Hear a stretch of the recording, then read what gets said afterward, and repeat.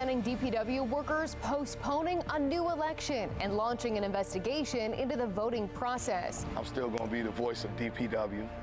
I'm still going to speak out. I'm going in depth on the controversy surrounding AFSCME Local 44. Plus, 2 state audits raising questions about what's going on inside state agencies. Governor Wes Moore blaming the problems on the previous administration. The audit very clearly lays out that these challenges began before our administration came on board. A closer look at current issues inside state agencies like the Department of Human Services and why a recent teenage girl's death is drawing even more concern.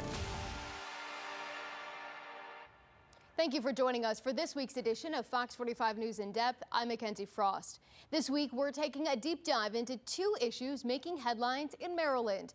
The union representing DPW employees facing new controversy, suspending a new election for union leadership following several complaints into DPW worker Stancil McNair's victory as president. We'll take a look at that in just a few minutes. But first, a pair of scathing audits are raising questions about accountability inside state agencies. Republican state lawmakers are calling for more oversight. Marylanders need to know that the agencies that the governor is running are not performing to the standards that they should. One of those audits investigated Maryland Social Services Administration, part of the Department of Human Services. The Office of Legislative Audits found the agency did not have protocols in place for criminal background checks, meaning children in state care were living at the same addresses as criminals and sex offenders.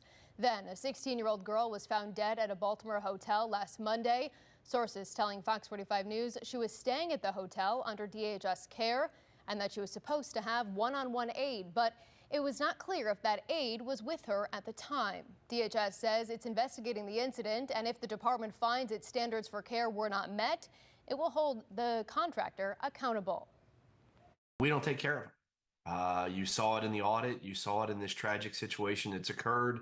They're just sort of statistics. We don't have proper oversight of our foster care homes. We don't have enough people volunteering to be a part of these kind of situations. So much so that we're housing kids in hotel rooms in downtown Baltimore, and they're overdosing on drugs when they're supposed to be in the care of the state. That's not acceptable. That's beyond politics. There has to be accountability for this. I think the folks at the Department of Human Services really need to take a hard look at themselves and say, hey, maybe we aren't the people to be doing this job. To the death in a statement saying the death of any child anywhere in Maryland is tragic, and echoing DHS's statement saying the department is working to investigate the incident and hold contractors accountable. The statement goes on to say the administration wants to ensure every child in state care finds a safe and healthy permanent home. The state also released findings from a separate audit into the State Highway Administration. That investigation found the SHA charged hundreds of millions of dollars in unauthorized expenses to federal projects. Many Republicans are pointing the finger at Governor Moore. And it makes you wonder, because it makes you wonder how much money's there. It makes you wonder who's in charge and what are they doing with our money. You know, they're supposed to be the fiduciary of our money. We have taxpayers and citizens that are paying into this fund every year, and they're not getting the return. Amid growing criticism surrounding oversight and accountability inside state agencies, Governor Moore is defending his administration. When I pressed him about the audit's findings, he repeatedly shifted blame to the previous administration. When it comes to the SSA audit, some of the problems were still continuing under your administration. So if you say that you believe in accountability, what steps have you taken to ensure that the problems either have been fixed or will be fixed? Again, the audit very clearly lays out that these challenges began before our administration came on board, and we have now instructed for all of our agencies to be able to be in not just full compliance, but full cooperation. Joining me now to talk about both of these audits and Governor Moore's reaction is political analyst John Deedy. John, thanks for joining us. Good luck. I want to ask you first about the reaction to the tragic death of the 16-year-old. Do you think Governor Moore needs to come out and personally address what happened? I think you need to address these things in a stronger manner. The thing is, in the foster care system, the children in the system are not blonde-haired, blue-eyed, white kids that everyone can't wait to have. These are often children coming from broken homes to start with. And the problem is they often are thrown away. The tragedy behind it is they are provided with free medical care, dentistry, etc. And these parents didn't even do that part of the job. And then the state really failed them by not doing proper background checks for these foster parents. You can Google any website and check immediately what sex offenders live in your neighborhood. And someone at the state didn't even have the courtesy or care to do that to protect these children. Looking at what the audit found, especially when it comes to the kids who are staying in the hotels and the motels, nearly 300 kids, according to the audit that was just released in the last couple of weeks, found that there are nearly 300 kids in the hotels. And then we have this incident where we have a 16-year-old who was found dead in a hotel under the supervision of DHS. What needs to happen at the state level to make sure that that doesn't happen again? Senator Hellerman talked about holding a hearing in the future, which shows a complete lack of ignorance. They don't need to hold a hearing in the future. They need to hold a hearing next week on this. Senator Lamb, who's a doctor, has talked a lot about this issue as far as the supervision of the situation. And people need to listen to the doctor. And he's even said, this is a rerun of this problem. They need to have better adult supervision. The problem is there's not enough caseworkers. And what happens is this is how kids get lost in the foster care system. And unfortunately, in Annapolis, the letter A, Annapolis and apathy. And that's what we're seeing right now. And Senator Ferguson, he's tried to blame the Hogan administration by saying, well, it's these at-home work policies that are doing it. Well, the governor continued these policies when he got the job. Yeah, I want to ask you about that. We just heard the Governor Moore there when I asked him about some of these policies. He says that accountability is a top priority for him, but he also says that the problems in both the SSA and the SHA audit were issues that were started in the previous administration. But Governor Moore has been in office for nearly 3 years now. At what point does he start to take responsibility for what's happening in Maryland?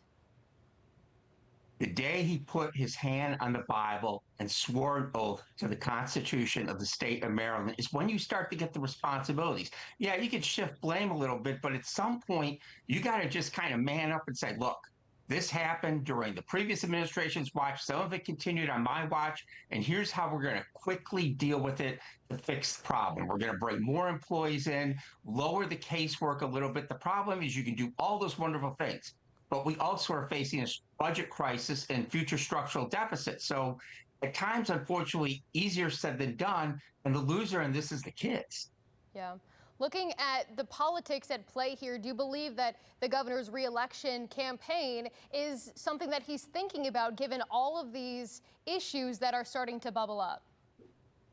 He needs to nip this in the bud quickly, and not with some BS, we're going to have a special commission or we're going to have a special hearing. You need to take proactive actions. You need to find out how first everything happened with not checking the backgrounds on these people. And then you got to figure out where the accountability is. Was this employees from the Hogan administration, et cetera? Who fell asleep? And you need to have quick accountability. You say, we're doing an investigation, it's going to last 60 days. Make it quick. Put a timeline on, because when people hear investigations, what they hear is this is going to take friggin' forever. And you can't have that. You have to have something quick and timely to show a sense of urgency in this terrible tragedy. All right, John Dede, we have to leave it there. I appreciate your time as always. Thank you. You're welcome. Now, we also spoke with Senate President Bill Ferguson about the recent findings. He came out in support of audits like these and what they can reveal, saying they can help lawmakers look into how state agencies operate. What does that look like when you say that they won't be tolerated, knowing that they have been seemingly tolerated for years? We use our audits in our budget making process every year. They are crucial tools for us to analyze and question how agencies are functioning. And so it is probably the #1 tool that we have to look from the prior year and impact how an agency functions for the next year. That's what we'll be doing this upcoming session. One way the SHA audit could impact the budget is how lawmakers will fill the Transportation Trust Fund. Republicans say they think it will result in even more tax and fee hikes for Marylanders next year, specifically for transportation-related services. Still to come, the union representing DPW workers will not have another leadership election. For now, why a judicial panel is investigating the election process and how some workers are fighting back.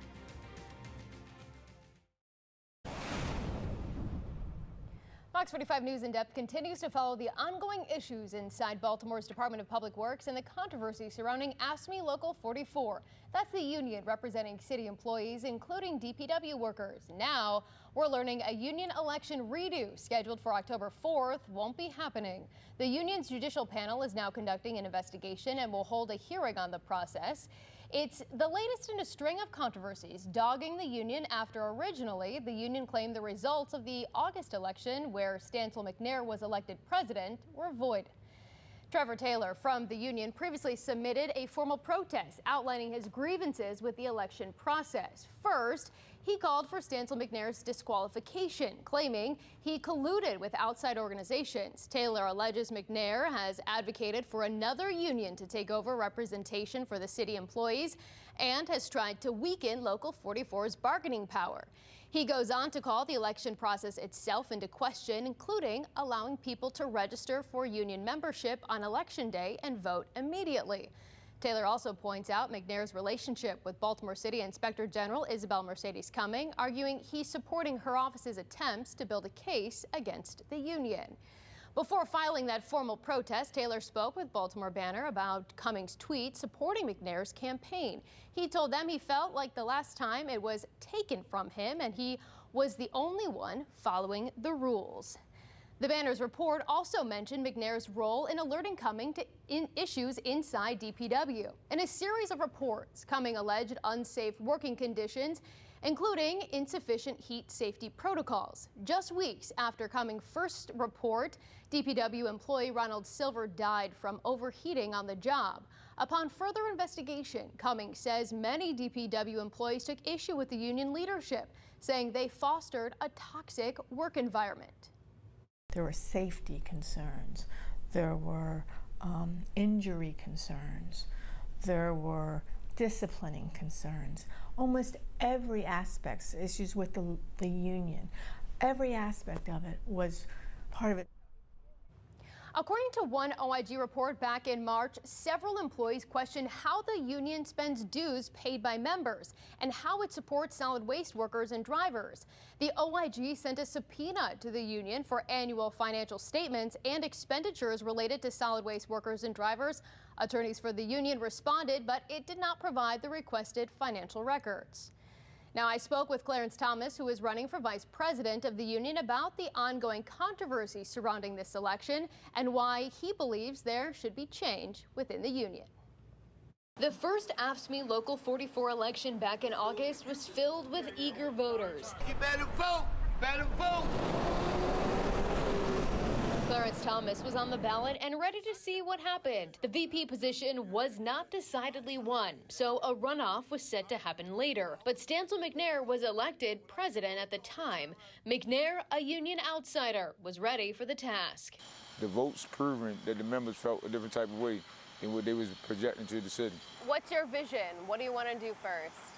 Well, my first vision is to get everybody understands we need to make more transparency. But then those results were contested by Trevor Taylor, the current vice president of Local 44 and McNair's opponent. The contested results did not stop the process from moving forward. But the president, Stancil, was sworn in. Yes, he was sworn in. But then I got a call Friday and said, hey, the whole election is back on, so you're back in the race. After the election committee held a meeting, the results were scrapped. Everything got swiped away and everybody's back at ground zero. Why? That I don't know. Because you got to remember something. Due to the fact I came up short, which I'm cool with that, I'm fine. I just moved on and was going to support who I was going to support in those 3 slots to, finish up the board. But now you're running again. Yes. Why? I never gave up. I'm still going to be Mr. Thomas. I'm still going to be the voice of DPW. I'm still going to speak out. Thomas has a positive attitude and even some frustration for members, especially since so many people showed up to cast a ballot, perhaps for the first time. A lot of them, I've received a lot of calls, and a lot of my supporters, as well as just people in general, that did come out, and they're confused and boggled as me. I don't know what the explanation, I don't know what happened, I don't know the behind the scenes, but the one thing I will say, this time for this election, everybody that's in the election, they got to show and prove, and they got to be who they are. Because you got to remember something, as you know, you've done an investigation and know, it's millions of dollars that goes into that union each and every year. You cannot play with the men and women and their hard-earned money.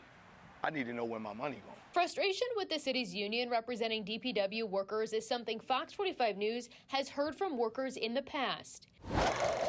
Do you believe that they're fighting to get you better pay from the city? No, they're not. The union, we don't have a union. You know, we really, really don't, because they totally aren't 100% for us. Yeah, they're totally for themselves. For nothing they doing. We get a raise, they get a raise. For what? They not doing anything for us. But controversy surrounding picking new leadership did not end with scheduling a new election. Taylor then filed this formal protest with the National AFSCME Judicial Panel, calling for McNair's disqualification. But then McNair fired back. Armed with attorney Tharu Vignaraja, McNair and the members on his slate, who also won their seats, filed an appeal. In this 9-page letter sent to AFSCME's Washington, D.C.'s headquarters, Vignaraja wrote ordering a new October 4th vote is a manifest public disgrace designed to allow union bosses to handpick their own, adding the decisions to overturn the results and call a new election are unsupported by the record and contrary to governing rules in the union constitution and election manual. In response, the AFSCME International Judicial Panel canceled the October 4th election, agreeing to take up McNair's complaint alleging improper use of union resources. The chair of AFSCME's judicial panel will serve as the investigating officer, writing, "Decisions and orders of the judicial panel are final unless and until they are overturned by an appellate body as directed by the union constitution." The ruling is a setback for Patrick Moran, president of AFSCME Council 3, who has overseen Local 44's affairs amid the election drama. While the investigation plays out, Thomas says he remains hopeful there can be change. DPW has made progress following several Inspector General reports, leadership changes, and policy adjustments. Now we got to get the union on board. But can you trust them if this is how they're treating you during this election process? That's why we got to make a change, and people got to make a decision. I look at it like this: change got to come, and we got to do it now. Joining me now to talk about the ongoing controversy surrounding the union's election is attorney Tharu Vignaraja. Thank you so much for joining us. Thanks for having me. So let's start with the fact that you're speaking on behalf of your client, Stancil McNair, and that's on purpose, right? Stancil is not talking. Well, unfortunately, there's a gag order in place. Whether or not that gag order is valid or not is an open question, but in an abundance of caution, I think it's appropriate for him to respect the gag order. But of course, the legal question is a matter of public concern and deserves some public conversation. And so the question really is he considered the president of Local 44 at this point, given the fact that the new election that was scheduled for October 4th has been put on hold? Let's be clear, Mackenzie, this is a big mess, but what we do know is that on August 23rd, Mr. McNair and his slate won a number of positions, including Mr. McNair for president, and then on August 30th, he was sworn in as president. There's nothing that seems to indicate that that has been taken back, and the proposed election for October 4th has been withdrawn by the judicial panel pending the investigation. And so how will this investigation work moving forward? Can you explain what will go into that? Yeah, it's our understanding that an impartial officer from the judicial panel will hear information from all sides, will take that information into account and develop a report and a recommendation as to what should happen. Candidly, it's the kind of thing that ought to have happened at the earlier stage. One of the reasons why we appealed the original decision was there was no notice, there was no report, there was no opportunity for the parties to be heard, and there was no merit to the allegations that an inspector general's tweet was a reason for undoing the election. It was, as I said before, a manifest public disgrace that needed to be corrected, and we are now one step closer. And we also understand there's some concern about union resources. Can you expand on that? So look, there is got to be a responsibility to conserve judicial resources and union resources. These are union dues that are paid to fight on behalf of the workers to make sure they get better conditions. It shouldn't be used and shouldn't be misspent fighting about whether or not there should be another election. And so we are monitoring and committed to making sure that union resources aren't spent trying to defend an indefensible decision. At this point, do you believe that there will be another election, or when will we know the outcomes of this next investigation? Look, there is a hearing that is scheduled, as the judicial panel indicated, on October 9th. The judicial panel has taken the prudent step of canceling the proposed election. If justice prevails here, it will be clear that the original election was valid and should stand. That's what all the facts and all of the law suggest. What kind of message do you think, or are you hoping that all of this sends and kind of comes out of all of this? I mean, looking at all of the controversy surrounding a union election, the city is paying attention to all of this. What's the biggest takeaway? Look, Mackenzie, unions, like government, are only as good as the level of trust that we have in them. If they don't have integrity, if they can't respect the wishes of the workers when they cast their ballots, that's a problem. If you can undo an election because you don't like who won, then no one is going to have faith that these unions are going to be able to really stand up for the workers against a city that doesn't seem to really care about them. Do you believe that's really what is at play here, that the election was contested because people were upset about who won? One of the points that we make in our appeal is that there was not a single objection to the ballots that were being cast until the result was announced. And one of the things that the International Constitution and the AFSCME local election rules requires is that if you have a concern with a particular ballot being cast, you've got to do it at the time. The fact that this was a post-judicial, post-results protest is a pretty clear indicator that they weren't embarrassed by the election, they were embarrassed by the election results. All right, Tharu Vignaraj, I appreciate your insight. Thank you so much. Thanks for having me. This week, we asked what you want to say to lawmakers about how they spend your tax dollars. We'll take a look at some of your responses after the break. Here's tonight's primetime lineup on Fox 45. Brought to you locally by your McDonald's owner-operators.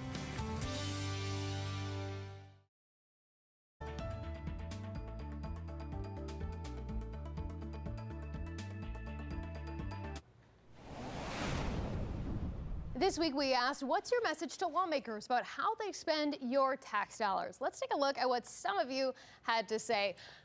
Bella says, stop the thievery. Pretty clear message there. Jeremy says, gross waste and misspending should be accountable. Okay. Sue says, Doge, Maryland.